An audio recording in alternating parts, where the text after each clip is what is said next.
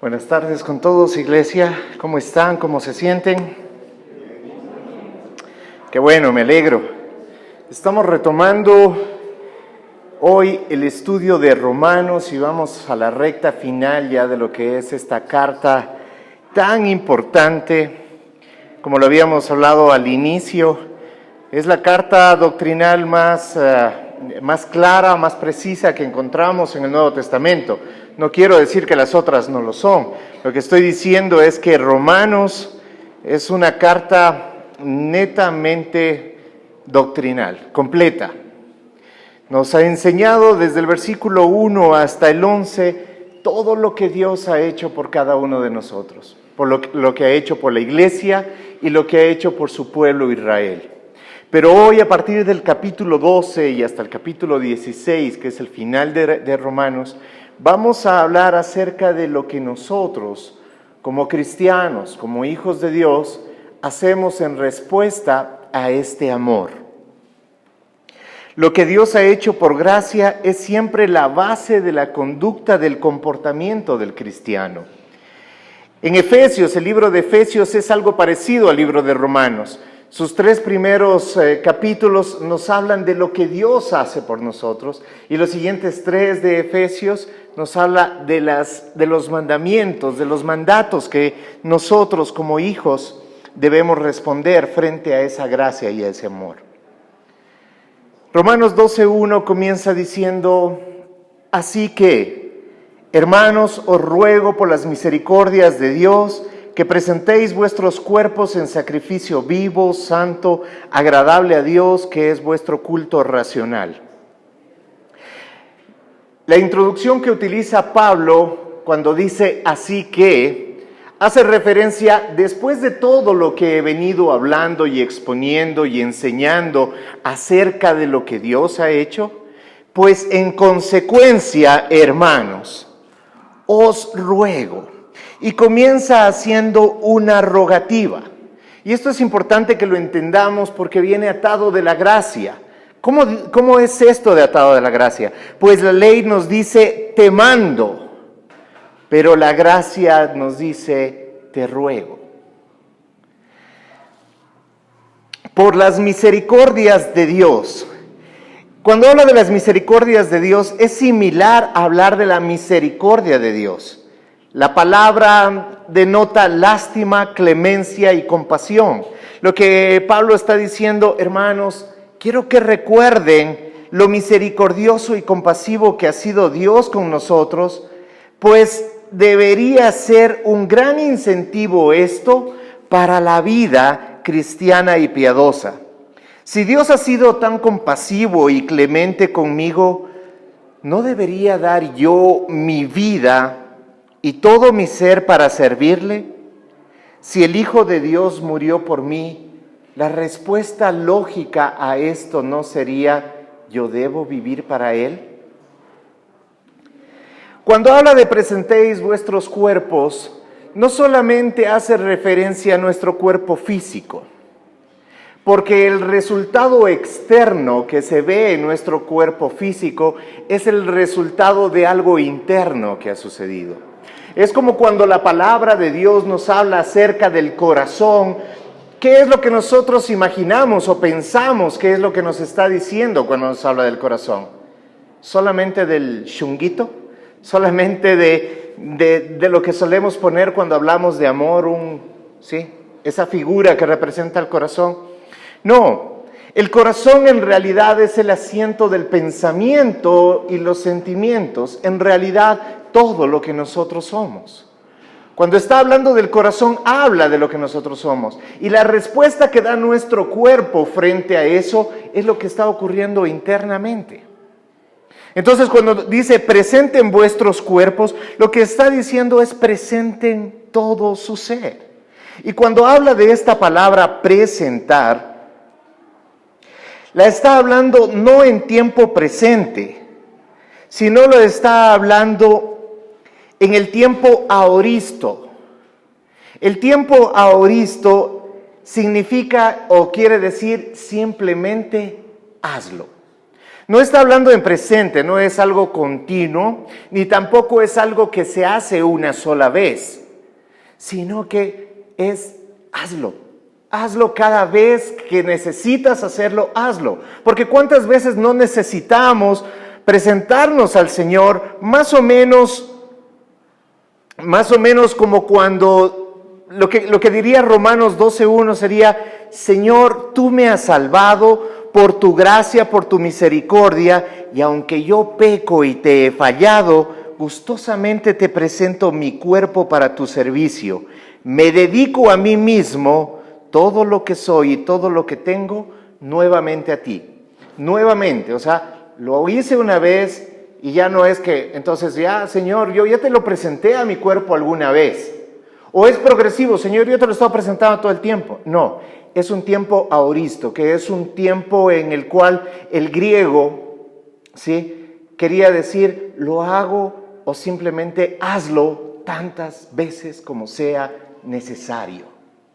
¿Ok?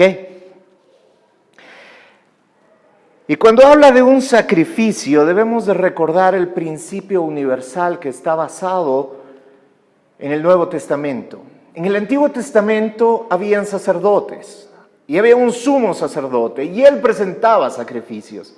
Pero en el Nuevo Testamento el sacerdocio está dado a todos los creyentes. No al pastor, no a los líderes, está dado a todos los creyentes.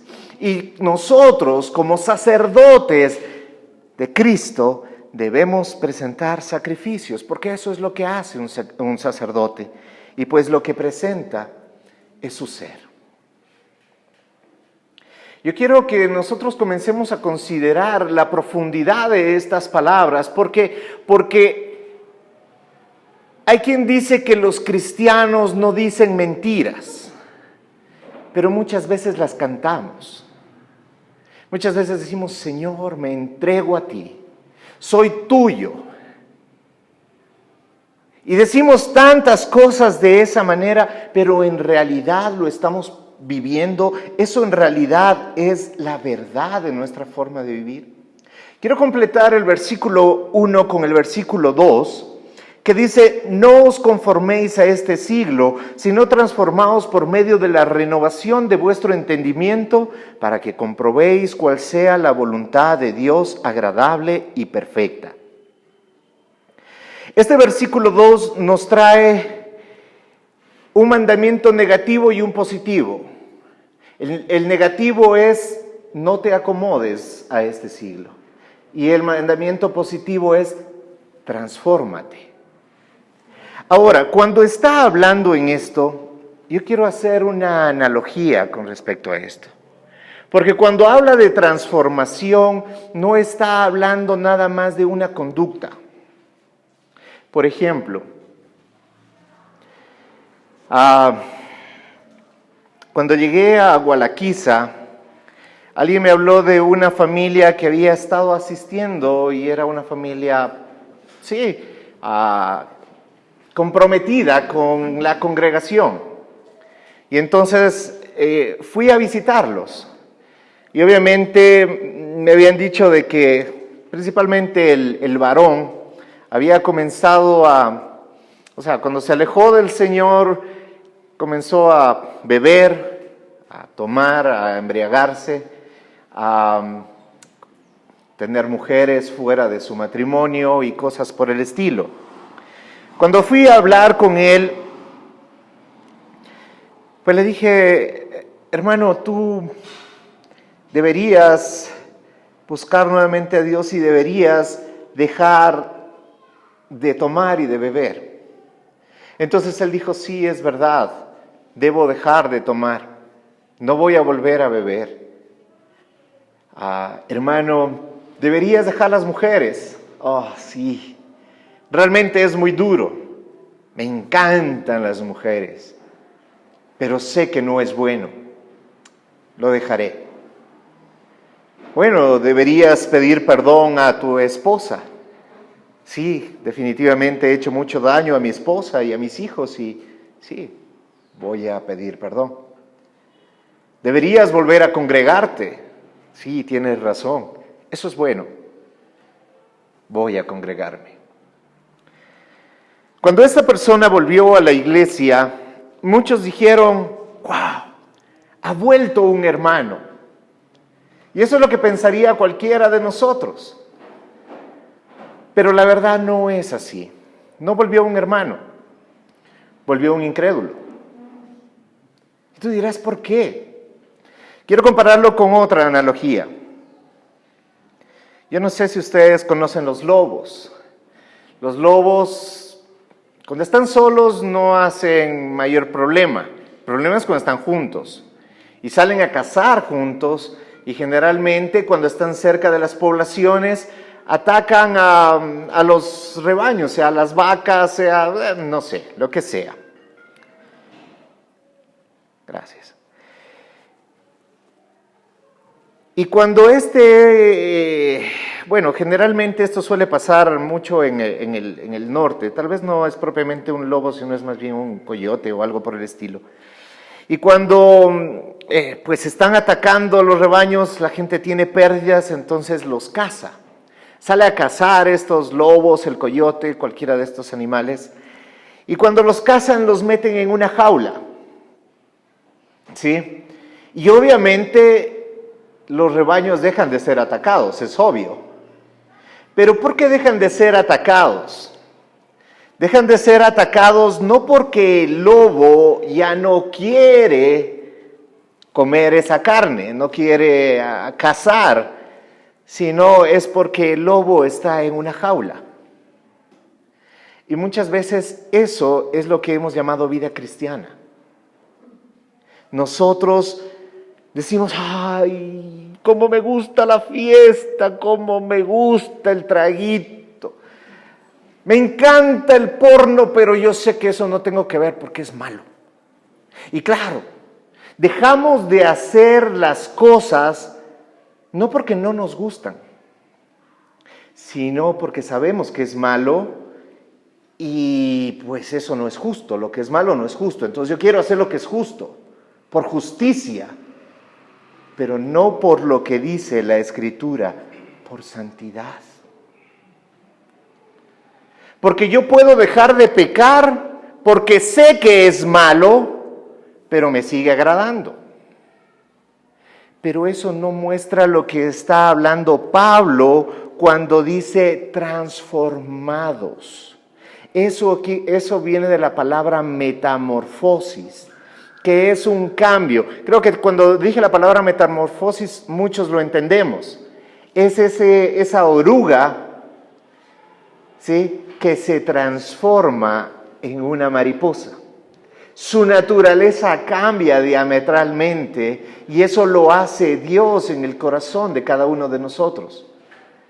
No se trata de que nosotros leamos más la Biblia, de que nosotros vayamos más a la iglesia, de que nosotros hagamos tantas cosas. Eso no cambia el corazón. Lo que cambia el corazón es lo que Dios hace en nuestra vida. Y quiero corregir.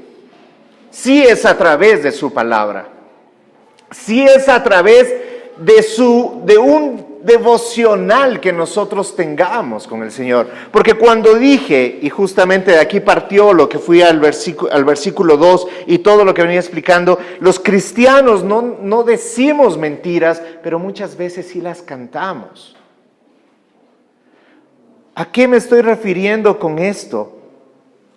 Que nuestras vidas no necesariamente han sido transformadas.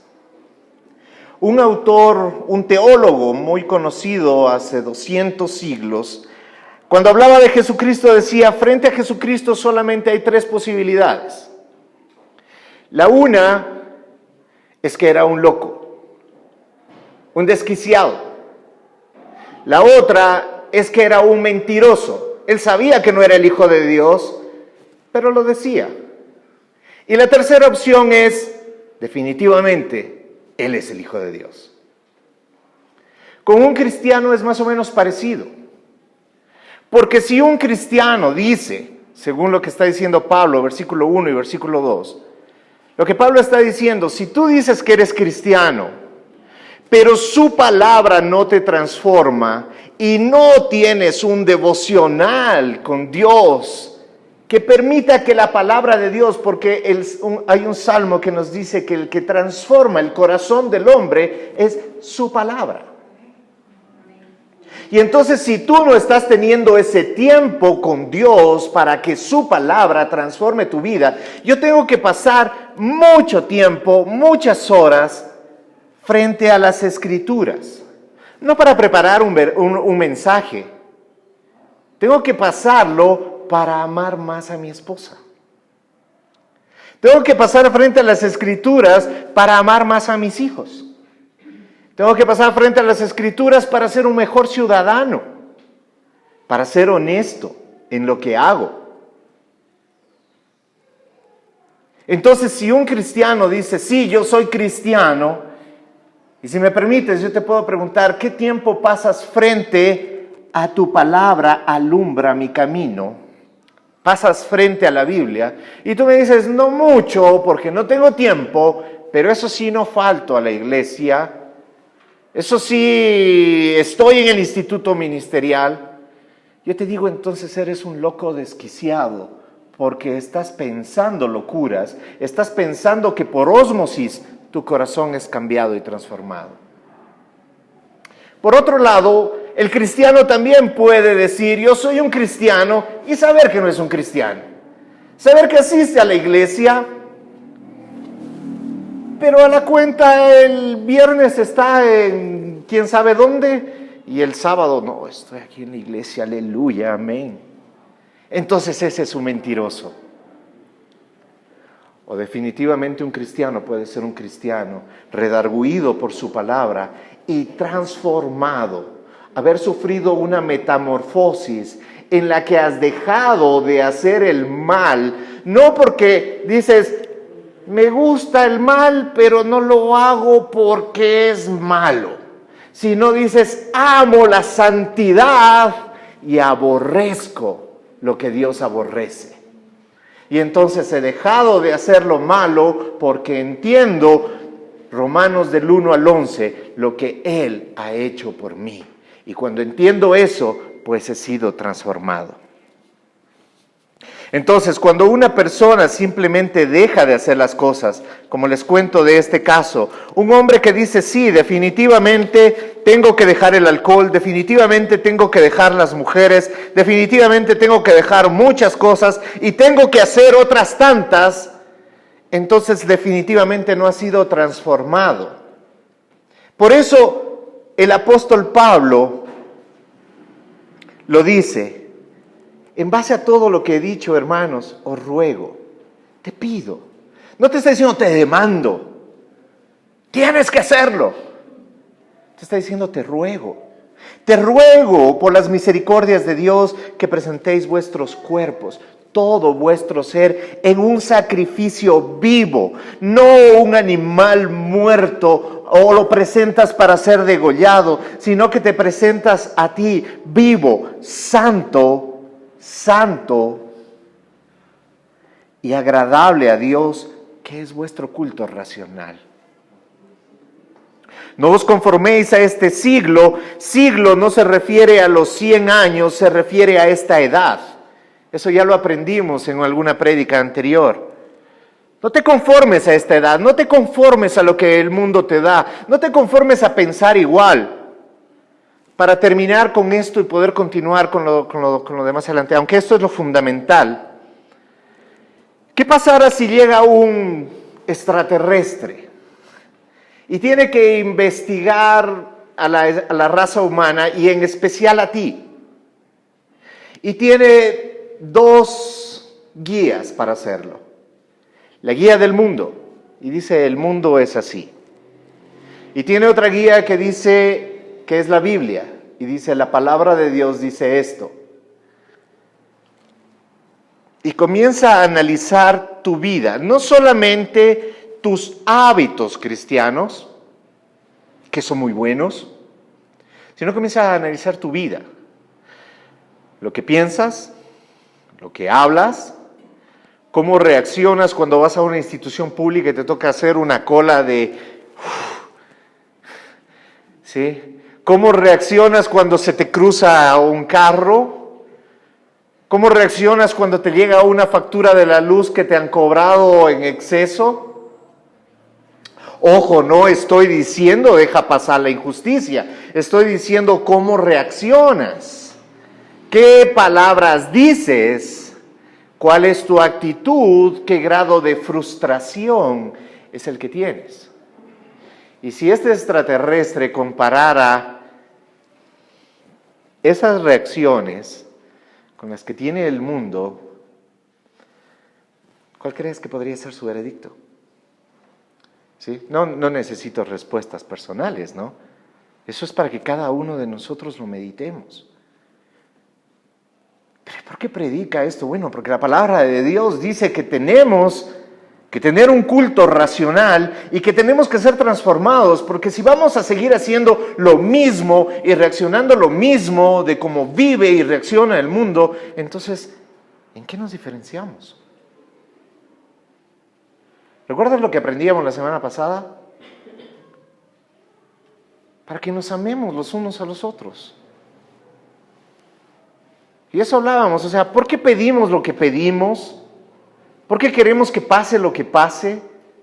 Si nuestra forma de respuesta sigue siendo casi igual a la del mundo.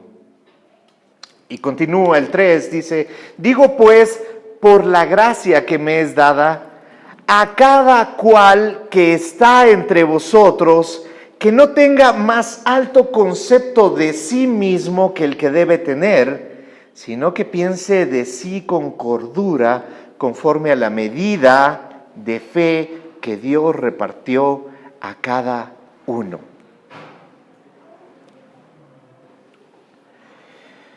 Cuando vemos esta expresión de Pablo, muchas veces decimos, bueno, tenemos sí que pensar con cordura, pero no solamente está diciendo eso, porque tenemos que contextualizarlo con lo que estamos aprendiendo y con lo que va a venir más adelante, y estamos hablando de la conducta cristiana, y está diciendo, hey, tú no tienes para qué tener o para qué creerte o tener un señorío sobre los demás.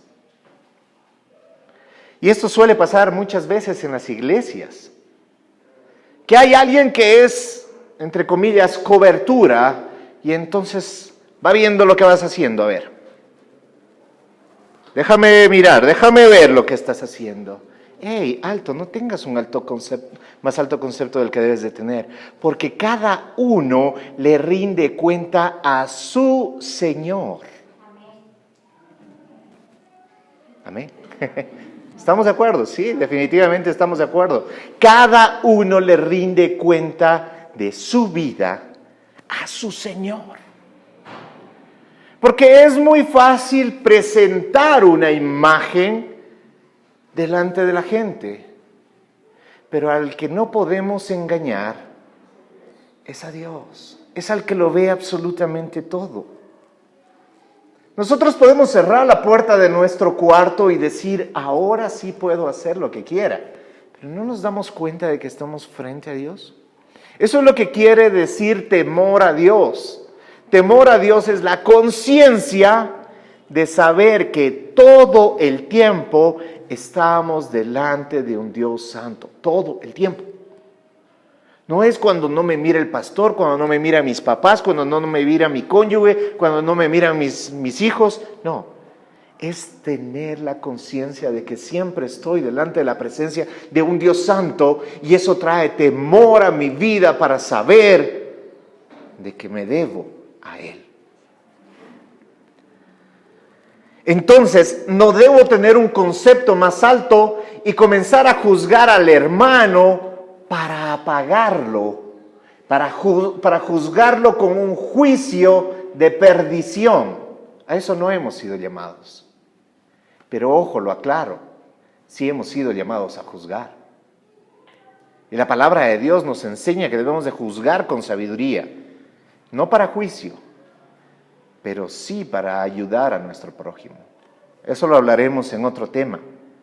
No quiero que se pierdan y digan, ya ves, dicen que no debemos de juzgar. Claro que tenemos que juzgar, pero tenemos que juzgar con sabiduría y con un único propósito, ayudar a nuestro hermano.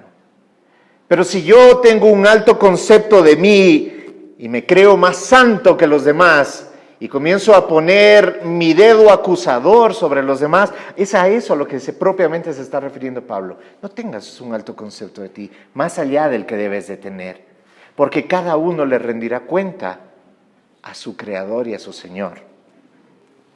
Porque de la manera que un cuerpo tenemos muchos miembros, pero no todos los miembros tienen la misma función, así nosotros, siendo muchos, somos un cuerpo en Cristo, y todos miembros los unos de los otros, de manera que teniendo diferentes dones según la gracia que nos es dada, si el de profecía, úsese conforme a la medida de la fe, o si de servicio, en servir, o el que enseña en la enseñanza, el que exhorta en la exhortación, el que reparte con libertad, el que preside con solicitud, el que hace misericordia con alegría.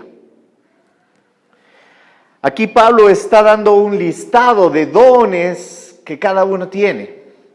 Pero es increíble que en 3 ocasiones Pablo habla de dones y nunca los repite. ¿Por qué? Porque él decía, si yo repito algún don, muy probablemente en el año 2000, en las iglesias comiencen a ponerles jerarquía. Y entonces el que tiene este don es más que el que tiene ese otro don. Y el que tiene ese otro don es... Creo que no estuvieron al inicio cuando ponieron el mensaje de que por favor apaguen sus celulares. ¿Sí? Ok. Entonces lo que él está diciendo es, cada uno de estos dones ha sido dado por Dios. Y alguna vez estudiábamos estos dones, no sé si lo recuerdan, y veíamos que unos dones vienen del Padre, otros dones vienen del Hijo, otros dones vienen del Espíritu Santo, y Él da conforme a cada uno Él quiere. Entonces, ¿quiénes somos nosotros para decir este es mayor o este es menor, este es más importante que el otro y aquel? No, lo que Él está diciendo, según el don que tengas, encájate en el cuerpo de Cristo. Y en el cuerpo, cada una de nuestras partes, porque Pablo, inspirado por el Espíritu Santo, mira como un ejemplo tan perfecto el poder hablar del cuerpo, y en el cuerpo vemos que cada parte es diferente. ¿Habrán algunas que nos gustan más que otras? Tal vez. ¿Habrán algunas que quisiéramos cambiárnoslas? Tal vez. Pero ¿cuál de ellas estarías dispuesto a cortártela hoy? ¿No es cierto? Uno puede decir, oye, esta nariz que tengo, no me gusta, me la voy a hacer operar, lo que sea. Pero si te dijeran, bueno, no te gusta, córtatela, sácatela y quédate sin nariz. No lo harías, ¿no es cierto? Sería una locura. Ay, no, cómo hubiera querido tener unos ojos azules, así, o verdes. ¿Sí? Y bueno, si no te gustan los que tienes, me los regalas, me los das. No lo harías jamás, ¿no?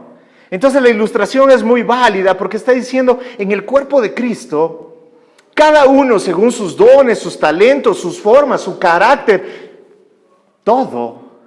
cada uno encaja en el cuerpo y cada uno tiene una función. Y no hay ninguna parte de tu cuerpo que tú dirías ya no me sirve.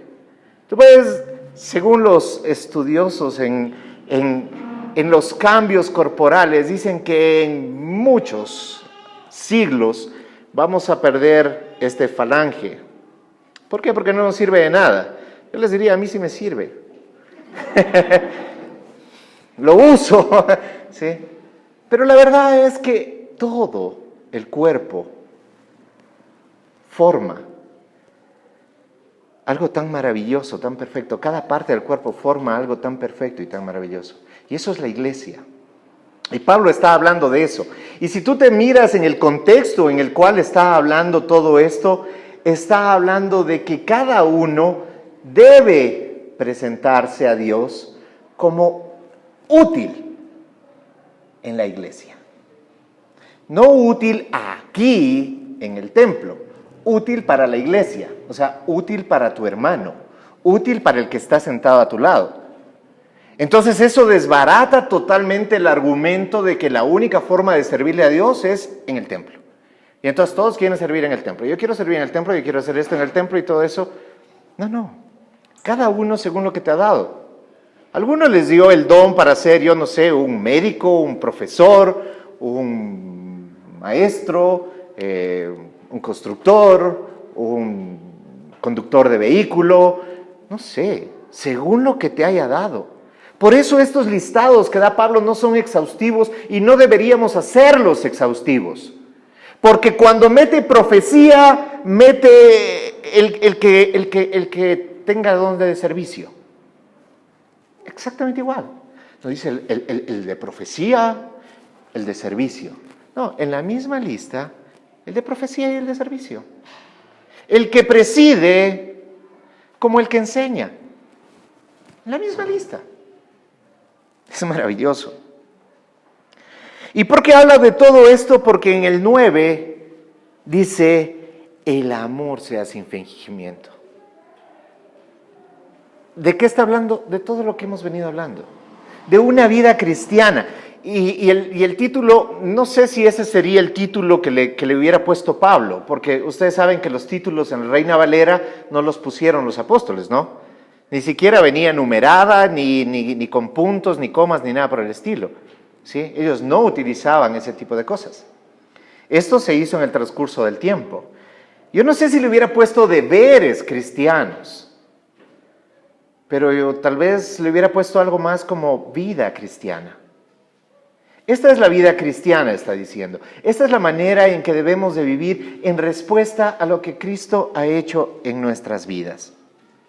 Entonces, cuando no me enseñoreo sobre los demás, cuando tengo un concepto claro como el que debo tener, conozco mis dones, mis talentos, sé que todo mi ser le pertenece a Él y sé que no se trata de las cosas que hago lo que me acerca a Él, pero sí las cosas que hago son la respuesta de lo que Él ha hecho por mí, entonces debo de saber que el amor sea sin fingimiento, aborrecer lo malo y seguir lo bueno.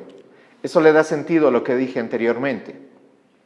No dejamos de hacer lo malo porque, es que si hago lo malo me voy a ir al infierno. Qué mala cosa. Bueno, tengo que ir a la iglesia a hacer las cosas aburridas que hacen ahí en la iglesia. ¿Por qué? Porque eso es bueno, aunque a mí me gusta lo otro. ¿Sí te das cuenta? Ese no es un pensamiento de un cristiano, porque un pensamiento cristiano es aborrecer lo malo y seguir lo bueno. Ya no me gusta esas cosas. Pues es que sí me gusta, sí, pero entonces pídele a Dios que transforme tu corazón. Entiende lo que Él ha hecho. Y Él no lo hizo para sacarte de la discoteca. Él no lo hizo para que dejes de tomar. Él no lo hizo para que dejes de adulterar. Él lo hizo para que tengas vida y tengas vida en abundancia. Para que tu final no sea el lago de fuego, sino sea la presencia de Dios por la eternidad. Amaos los unos a los otros con amor fraternal, en cuanto a la honra, prefiriendo los unos a los otros, en lo que requiere diligencia, no perezosos, fervientes en espíritu, sirviendo al Señor. Cuando a veces en la iglesia queremos hablar del servicio y queremos hablar de que, bueno, hermanos, ayuden, apoyen. Yo he visto, y hablábamos en esta semana con el liderazgo, y yo he visto a líderes aquí sirviendo solos, y les digo, hermanos, ¿y qué pasó? Bueno, les dijimos, pero no han venido. Entonces digo, no sé si es la enseñanza la que fracasa, o es la falta de metamorfosis en el corazón de las personas. Que no entendemos que hay un propósito en todo cuanto vivimos. Amaos los unos a los otros con amor fraternal. Si a ti tu cónyuge te dice te amo, pero sus acciones denotan otra cosa, ¿tú le crees que te ama? ¿No es cierto que no? Porque el amor es demostrativo. Y por eso Pablo usa tan bien la palabra presente en vuestros cuerpos, porque si hubiera dicho preséntense espiritualmente delante del Señor, muchos dirían, bueno, yo en el espíritu estoy. No, presenta vuestro cuerpo como un sacrificio racional delante del Señor. O sea, preséntate a ti mismo como un siervo, entendiendo que eso eres delante de Dios, un siervo. Y tienes el privilegio de ser el siervo de Dios. Porque aclaremos esta cosa. Ser esclavo de un hombre es terrible. O sea, la esclavitud es lo peor que puede haber. Inclusive existe todavía la esclavitud y formas de esclavitud moderna, ¿no? Y eso es terrible, eso está mal. Pero como dice la Escritura, ser un esclavo por amor del Rey de Reyes, del Señor de Señores, déjame decirte que no es fatal, sino que es lo mejor que te puede pasar en la vida. Y cuando tú entiendes de que servirle al Señor no es, ay Señor, yo te sirvo, vos sabes lo que yo hago y no importa. No, Pablo dice, mostrándose amor entre ustedes, sirviéndose entre ustedes, considerando a los demás como superiores a ustedes. ¡Ja! Yo barrer, yo arreglar una silleta, yo servirles a los niños, yo repartir cosas usadas, yo estoy para otras cosas. A mí póngame en el altar. Dios mío, tú no entiendes para qué has sido llamado. Prefiriéndonos los unos a los otros. Y en lo que refiere a diligencia, no perezosos. No lo digo yo. No es que estoy tratando de convencerlos de algo, hermano. Leo la Biblia. En lo que requiere diligencia, no perezosos. Fervientes en el espíritu, sirviendo al Señor. Ferviente quiere decir cuando la olla comienza a hervir, así las burbujitas. Eso es ferviente. Ese es un estadio que habla, ¿sí? Fervientes en el espíritu, sirviendo al Señor. Gozosos en la esperanza, sufridos en la tribulación. Cuando uno lee estos versículos se cae tantas predicaciones que hay por ahí.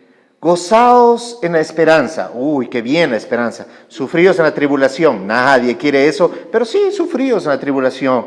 Constantes en la oración. Compartiendo para las necesidades de los santos, practicando la hospitalidad. Vida cristiana. No le voy a decir deberes cristianos. Vida cristiana.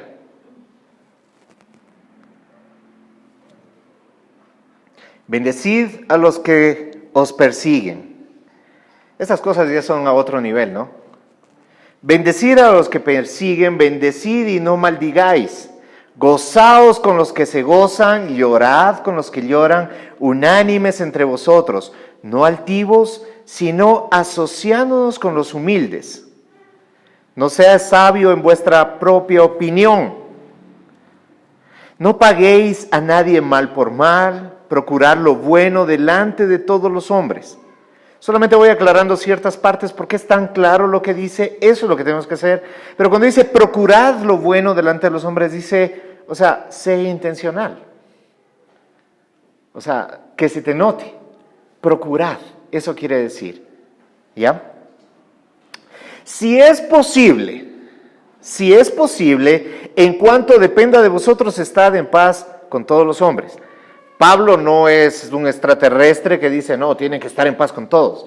Claramente dice si es posible. ¿Por qué? Porque entiéndase de que tú eres responsable de lo que tú haces, no de lo que hacen otros. Ejemplo, tú tienes una piedra y tu enemigo tiene otra piedra. Tú puedes tomar la opción de no lanzar la piedra, pero tú no tienes potestad sobre tu enemigo si él te la quiere lanzar. ¿Sí te das cuenta? Entonces no está diciendo mantén la paz y todo va a ser un mundo de paz, amor y paz y amor. No está diciendo eso. Dice, en cuanto dependa de ustedes, procurad la paz con los demás. O sea, no botes la piedra. Si el otro te da el piedrazo y te bota los dientes, en cuanto dependa de ti, no le respondas, dice. Sí. No os venguéis. Así sin dientes sangrando, no te vengues. Vosotros mismos, amados míos, sino que dejad lugar a la ira de Dios. Cosa dura es dar de coces contra la cerviz. Cosa dura es caer en las manos del Dios viviente. Pero no es para alegraos, porque el Señor tratará a cada quien según merece. No te alegres de lo que le pasa a tu enemigo, no vaya a ser que en eso encuentre misericordia de Dios y es perdonado. Entonces no tengo que alegrarme de que a mi enemigo le vaya mal. No, claro que no. Cada uno según lo que siembra, dice la palabra. Porque escrito está, a mí es la venganza, yo pagaré, dice el Señor. Y termina con los dos últimos versículos. Así que si tu enemigo tuviese hambre, vida cristiana. ¿Cuántos cristianos hay aquí? Ok, vida cristiana. Así que si tu enemigo tuviere hambre, dale de comer. Si tuviere sed, dale de beber. Pues haciendo esto, ascuas de fuego amontonas sobre su cabeza. Obviamente tenemos que tomar en contexto, no es literal. No es que le vas a poner carbones en la cabeza. ¿Ya? Pero, más o menos, si fuera esto literal. Viene tu enemigo y te hace algo malo, y tú, sin que él se dé cuenta, le vas amontonando carbones en su cabeza. Al cabo de un rato va a sufrir una fuerte quemada y va a hacer un desquite a lo que él te hizo, ¿no? Más o menos para que se entienda. Pero, ¿qué está diciendo esto? Cuando viene tu enemigo y te hace mal y tú le pagas con bien, créeme que esas ascuas de fuego se refiere a un golpe muy fuerte. Porque el enemigo, ¿qué está esperando? Que le des algo malo.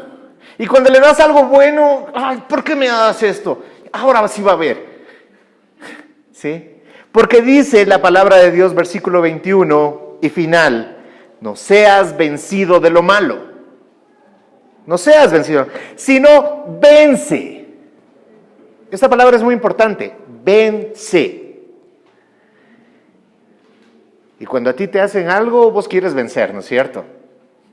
¿Sí o no? A ver, no te me hagas aquí el que no. Yo todo lo aguanto como el siervo del Señor. No. Cuando te hacen algo, tú quieres vencer. Y el Señor te dice, ¿quieres vencer? Pues vence lo malo con lo bueno. ¿Quieres salir victorioso en la vida cristiana? Pues no pagues mal por mal, sino paga el mal con el bien que haces. Amén. Pongámonos de pie, por favor.